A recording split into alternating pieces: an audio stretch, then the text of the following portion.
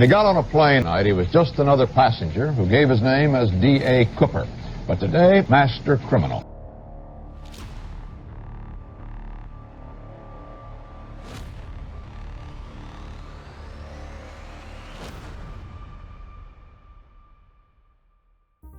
Now, this is an epic tale of a man with a mission and his insane escape from the iron hand of the law. So grab your popcorn, fasten your seatbelts, and have your tickets ready as I transport you to November 24th, 1971, and the untold mystery of Norjack. It was a beautiful day, Portland, Oregon, and business as usual. Nicely dressed man walks up to the counter, black suit, loafer, and says, "Excuse me, I'd like a one-way ticket to Seattle, please," as he slides a $20 bill across the counter. "Yes, sir, you're all set. Please sign here and have yourself a safe trip. Your flight 305 bound for Seattle takes off in just a few hours." "Thank you, ma'am. Have a good day." Well, little did they know that the world was about to witness the birth of the greatest unsolved mystery in FBI history. He signed his name Dan Cooper, and he appeared to be well-kept, quiet man who was about his mid-40s, and he was wearing a suit with a black tie and a white shirt. Just like everybody that day, he walked out onto the tarmac and walked up the stairs, asked for a Sprite and bourbon, put down his knapsack, and asked for a lighter for a smoke. He sat down, lit up a cigarette, and asked the flight attendant, "How's the weather?" Had some idle chit-chat. He seemed to be calm, collected, not nervous at all. If that had been me, it'd have been clean up on 17B. A short time into the flight, he dropped a piece of paper on the deck. Stewardess leaned over, picked it up, and on it was a note. Stewardess looked at him, and the note said he had a bomb. And in this briefcase, he'd like her to sit down. Now, hijacking in the 70s was something pretty common. Actually, most of the time, people just wanted money and a free trip somewhere where they couldn't be extradited, maybe Cuba. But this was a little bit different. He was kind, polite, and he told the stewardess he was serious.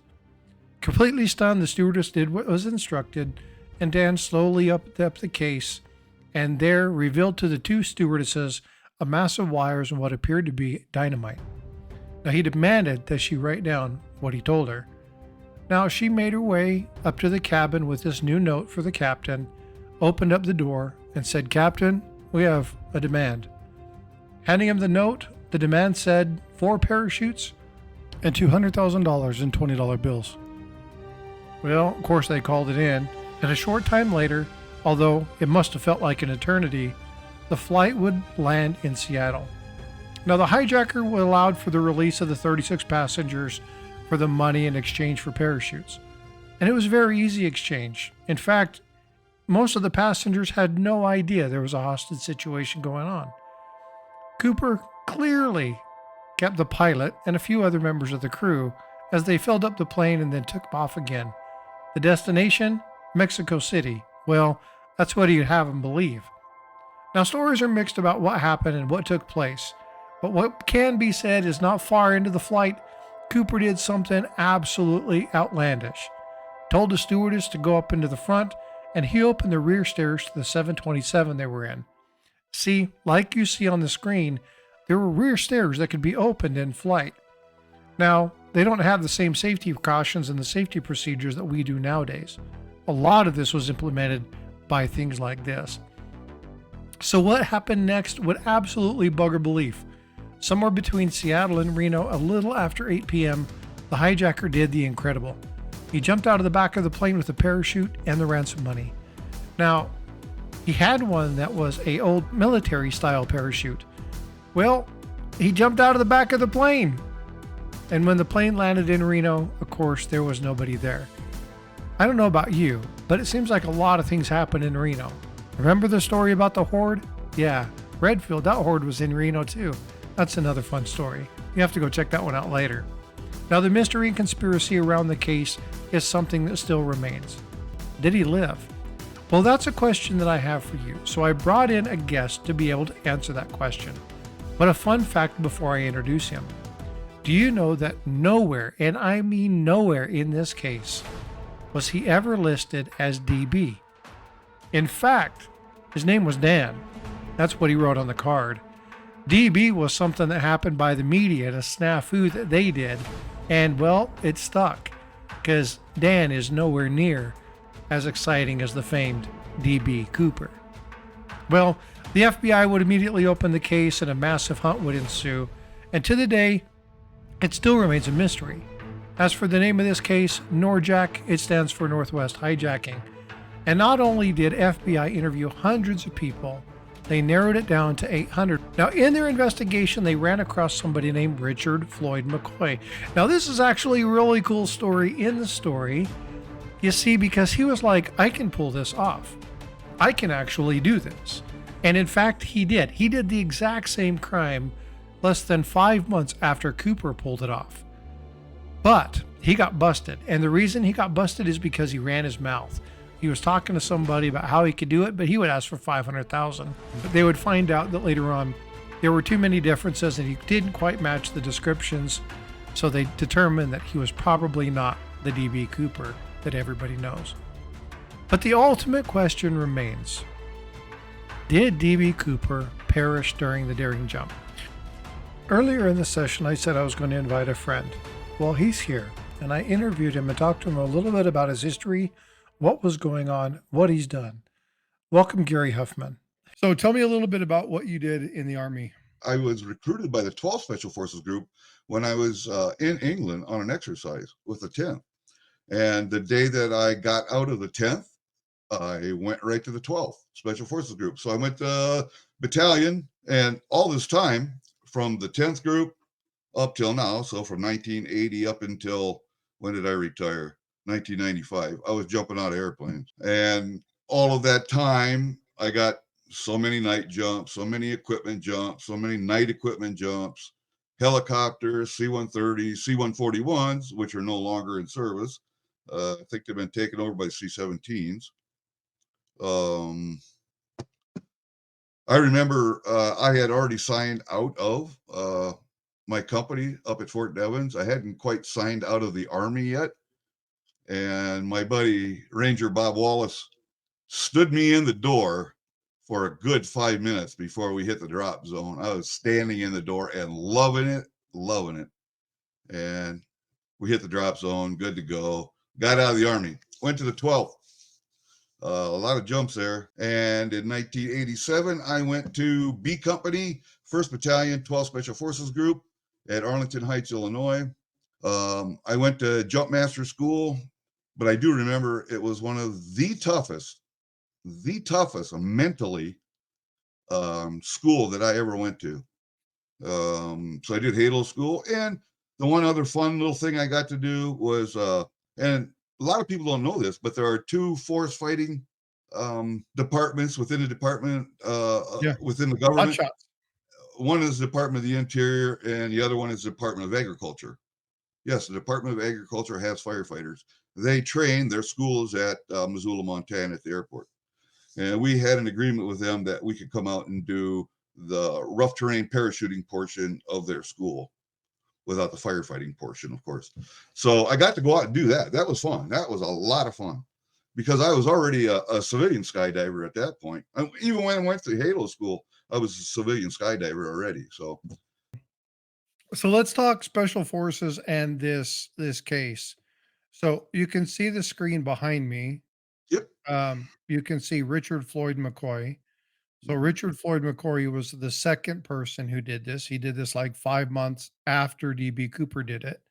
Yep. But he did it over a flat, dry, arid climate, nice, good weather, 75 degrees, balmy, no wind, right? So his jump wouldn't have been near as hard as DB Cooper's. How difficult would that jump have been? Having gone through that rough terrain stuff, what kind of stuff would you had to have prepared for? And wearing a suit and loafers, I mean, really, how hard would that jump have been? Wearing loafers and a suit wouldn't have been a problem. I'm going to imagine he had something under that suit to protect him, long johns or something. I'm just imagining. Just at 6,000 feet, it wouldn't have been just a few seconds of free fall to hit 12,000 or 1,000 feet, or 1,200 feet. Let's say he deployed at 2,000 feet. He had 4,000 feet of free fall. How much is that? 30 seconds, maybe? Not even that, 20 seconds. So his fingers wouldn't have been frozen. His toes wouldn't have been frozen. So yeah, he could have still deployed. No problem. With the wind and the rain, do you think Yep, right how there. hard would it hit would it have been for him if he was being blown around, tumbling a little bit to have reached over, grabbed that? It would have been fairly easy to pull. The only way it would have not been is if when he put on the harness, that the handle somehow got under the harness, folded under. And I don't think he would have let that happen. I think he was smarter than that. I actually think he had previous training, civilian and or military. That's my opinion. But So, with that assessment, you said, okay, there's two types of parachutes that were given. There was a sports parachute mhm. that was maneuverable, and then there was the old army chute that basically your free fall. You couldn't maneuver it. Why do you think he would have chose the army chute that was not maneuverable? He was familiar with it, and it's reliable, plain and simple. Reliability being the key there. Yep. And if he had previous training in rough terrain parachuting or parachuting around obstacles, that parachute can be steered somewhat just by climbing the riser. So you go up one riser, grab the lines, pull it down to your chest, and that tilts your canopy like that. So it gives you forward thrust. Not much, but a little, enough. So there's a little bit of a misnomer then when people say that it's a non-steerable parachute. It's not as easily steered, but it actually can be steerable. it can be, yes. Okay. So given somebody who actually knows what's going on in the right conditions with the right experience, they probably could have mitigated some of the concerns with trees. Sure. Okay. I have no doubt that he landed in trees, but he put himself in a position where it wouldn't have killed him. It would have been safe for him to land in the trees. What about the theory that he would have landed or he could have landed in water? What It's would very have happened in possible, that situation? very possible, but he would get out of his harness, make sure he was clear of the lines, make sure he was clear of the canopy, and swim to shore. We go through that. We do water training, and you have to do that in civilian skydiving as well. Yeah, for a B license or a C license, I'm not sure which anymore, but yeah, you have to do that training, and we do that in the military all the time. So do you do it? I mean, obviously you're fully dressed, you have your boots on and everything, and you have to swim out. Feasibility. So first off, let's do this. How hard would it have been? Like, how hard was the jump? It was difficult. I have actually made a skydive out of the same aircraft, the same, not that particular one, but that model of aircraft with the aircraft with the stairway down and all that good stuff. Um, it's not hard to make that jump out of that aircraft at all. Um, the tough part for him would have been steering and landing in an open area. And if he did make it to the river, have they ever found the parachute and the harness? No. Yeah, the whole thing about the money wasn't the big part to him. The big money was getting back at the airline company, in my opinion. And with and I forget how much money it was that was dug up on a sandbar downriver from where they say he might have landed. Yeah. It tells me he probably landed in the water. He got out of the parachute. Uh, the bag with the money came open, and some of the money was washed away. He might have got away with some of it, not all of it, but I still think he got away. And the talk around the old skydivers and the old skydiving community, you won't find it today with the newer generation, but the older generation back in the 70s and 80s. Yes, I've met him. Yes, he got away. He's living with his brother in Mexico. So you don't know what to believe, but I, in my heart, believe that he got away. He made the airline company pay, and that was his whole thing. Well, I appreciate you talking to me about this, giving me the history. I'm fascinated by this story. I have so many more questions, but I need to do a little more digging. Probably be a part 2 about this video So many books on this story already. that You're has going to have your work cut out for you. Oh, I know. Yeah, there's a bar in Oregon that has an annual DB Cooper Day, and people from all around Mhm. go up there and sharing some libations, and people dress up like DB Cooper, and I guess it's quite the party. So Yes, it is. there's a whole bunch of lore around around this story too. So it was Mhm. definitely a fun video make. It was definitely fun to be able to interview you, find out a little bit about your history, get your input on this. So, Gary, I do appreciate your time. Thank you so much. And after decade long research, the mystery of D.B. Cooper, it's just stuff of legends. It's inspired books, movies, and even songs. But despite the curiosity surrounding this fate, one thing remains for certain. Cooper executed an escape plan that was unmatched in mystery and in style. While the true identity of D.B. Cooper leads to elude both investigators and armchair sleuths alike, the one thing remains clear. He etched his name into history as the ultimate escape artist. And just like D.B. Cooper, this guy right here went down in history as well, but for another reason. Yeah, involving money, but this time it was silver. You want another fascinating tale? See you over there.